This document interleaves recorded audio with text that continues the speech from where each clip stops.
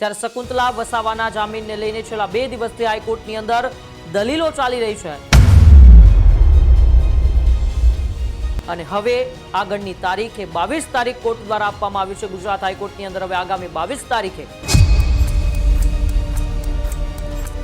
કેમ ચેતર વસાવાના જામીન હજુ સુધી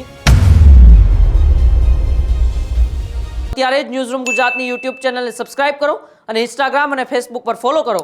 અપડેટ રહો, સત્યની સાથે રહો।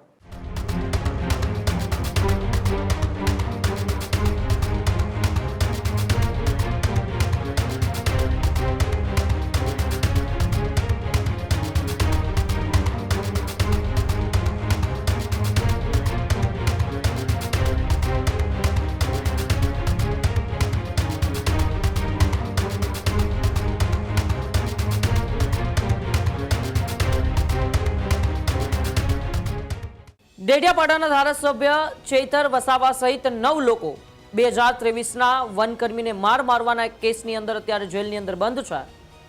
એ 9માંથી એક વ્યક્તિને જામીન મળી ગયા છે અને છેલ્લા 15 દિવસથી એ ચેતર વસાવાના પત્ની શકુંતલા દેવીના જામીનને લઈને વાત ચાલી રહી છે। ત્યારે શકુંતલા વસાવાના જામીનને લઈને છેલ્લા 2 દિવસથી હાઈકોર્ટની અંદર દલીલો ચાલી રહી છે। ગઈકાલે એ શકુંતલા દેવી એટલે કે ચેતર વસાવાના પક્ષના વકીલે દલીલો કરી તો આજે સરકારી વકીલે દલીલો કરી, પરંતુ 2 દિવસની દલીલો બાદ પણ ચેતર વસાવાના પત્ની શકુંતલા વસાવાના જામીન અંગે કોઈ પણ પ્રકારનો એ નિર્ણય કોર્ટ દ્વારા કરવામાં નથી આવ્યો અને હવે આગળની તારીખે 22 તારીખ કોર્ટ દ્વારા આપવામાં આવ્યું છે। ગુજરાત હાઈકોર્ટની અંદર હવે આગામી 22 તારીખે સુનાવણી થશે કે ચેતર વસાવાના પત્ની શકુંતલા વસાવાને જામીન આપવા કે નહીં।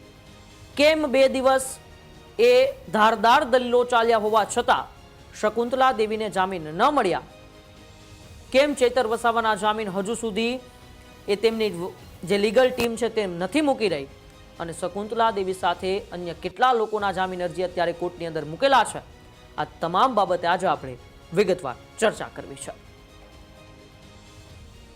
આમ આદમી પાર્ટીના લડાયક આદિવાસી ધારાસભ્ય ચેતર વસાવા 2023ની અંદર એક વનકર્મીને પોતાના ઘરે બોલાવીને મારે છે, આવું તેમની ઉપર આરોપ લગાવવામાં આવે છે। તે કેસ 3 વર્ષ સુધી ચાલે છે અને 20 દિવસ પહેલા ચેતર વસાવા તેમના પત્ની સહિત 9 લોકોને એ નર્મદા કોર્ટ સજા સંભળાવે છે।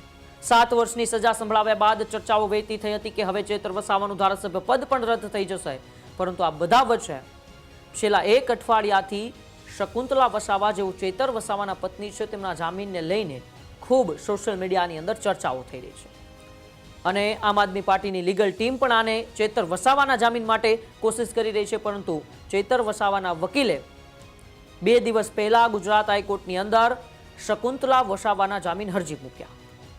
ગઈકાલે શકુંતલા વસાવાના વકીલ તરફથી એટલે કે ચેતર વસાવાના વકીલ તરફથી ધારદાર દલીલો થઈ। શકુંતલા વસાવા ઉપર આરોપ લગાવવામાં આવ્યા હતા કે વનકર્મીને મન ફાવે તેવા અપશબ્દો છે તે અપશબ્દો બોલવામાં આવ્યા હતા, પરંતુ તેવું કોઈ પણ પ્રકારના પુરાવાઓ ન હોતા આજે સરકારી વકીલે તેમની સામે ધારદાર દલીલો કરી। 2 દિવસની ધારદાર દલીલો બાદ એવું લાગતું હતું કે હવે શકુંતલા વસાવાના જામીન અંગે કોર્ટે નિર્ણય લેશે, પરંતુ 2 દિવસની ધારદાર દલીલ બાદ પણ ગુજરાત હાઈકોર્ટે આજે નિર્ણય નથી લીધો। ગુજરાત હાઈકોર્ટે આજે કહ્યું છે કે હવે આગામી સુનાવણી શકુંતલા વસાવા અને તેમની સાથે 5 લોકો એટલે કે કુલ 6 લોકોના જામીન ચેતર વસાવાના પક્ષ તરફથી રાખવામાં આવ્યા છે। આ 6 લોકોના જામીન અરજી ઉપર હવે આગામી 22 તારીખે સુનાવણી થવાની છે। લોકોના મનમાં સવાલ એ પણ છે કે ચર્ચાઓ વહેતી થઈ હતી કે ચેતર વસાવાના જામીન અરજી ક્યારે મુકાશે, તો તેમનો કાચો ડ્રાફ્ટ તૈયાર થઈ ગયો છે, પરંતુ હજુ સુધી આમ આદમી પાર્ટીની લીગલ ટીમ પણ તેમાં કામ કરી રહી છે। ચેતર વસાવાના જામીન ક્યારે મૂકવાના છે તે અંગે કોઈ પણ પ્રકારની માહિતી સામે નથી આવી, પરંતુ શકુંતલા વસાવાના જામીનને લઈને આગામી 22 તારીખ સુધી આપણે સૌને રાહ જોવી પડશે કે ચેતર વસાવાના પત્ની શકુંતલા વસાવા છે તે 22 તારીખે જેલ બહાર આવે છે કે કેમ। અને આ બધા વચ્ચે તેમની ઉપર જે આરોપો હતા તે આરોપો સાબિત પણ નથી થયા કે વનકર્મીને અપશબ્દો બોલ્યા હતા। 2 દિવસની ધારદાર દલીલો હતી।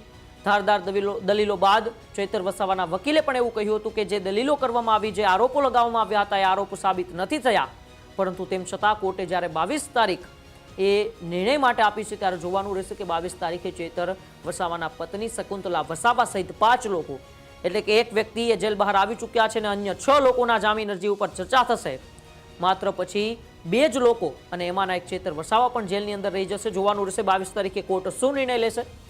તમારો બાબતે શું માનવું છે? કેમ ચેતર વસાવાના જામીન અરજી કોર્ટની અંદર મૂકવામાં નથી આવતા? શકુંતલા વસાવાના જામીન અરજી એ કેમ કોર્ટ વારંવાર ઠેલવી રહી છે? તમને ખબર હોય તો મારા ડિજિટલ સેક્શનના કોમેન્ટ બોક્સમાં અચૂકથી જણાવજો. અને હા, તમે હજુ સુધી મારી ન્યૂઝરૂમ ગુજરાતની ચેનલને સબસ્ક્રાઇબ ન કરી હોય તો ત્યારે જ કરી લેજો. જોતા રહેજો ન્યૂઝરૂમ ગુજરાત. નમસ્કાર. ખેડૂત ભાઈઓ છે ખેતરમાં ડ્રોન ઉડાવતા હોય છે ત્યારે આપણે એક પ્રશ્ન સતાવતો હોય છે કે જે આપણે અત્યાર સુધી જીપીએસ ટેકનોલોજી વાળા ડ્રોન વાપર્યા છે, જેથી કરીને મોબાઈલ ટાવર છે અથવા તો હાઈ ટેન્શન લાઈન પસાર થતી હોય, કોઈ વૃક્ષો હોય, ત્યારે જે જીપીએસ ટેકનોલોજી વાળા ડ્રોન છે એમાં ટકરાય અને ટ્રેસ થાય છે. પણ એગ્રીવન લાવ્યું છે જીએનએસએસ ટેકનોલોજી ડ્રોન, જેથી કરીને એ ડ્રોન છે એ કોઈ જગ્યાએ ટકરાય નહીં, પોતાની રીતે જ ડિસિઝન લે છે અને મૂવ થઈ જાય છે. જેથી કરીને જીએનએસએસ ટેકનોલોજી ડ્રોન છે એ વાપરવાનો આગ્રહ રાખો. આ જ પ્રકારની તમામ અપડેટ જોવા માટે ન્યૂઝરૂમ ગુજરાતને લાઇક, શેર અને સબસ્ક્રાઇબ કરવાનું ભૂલતા નહીં.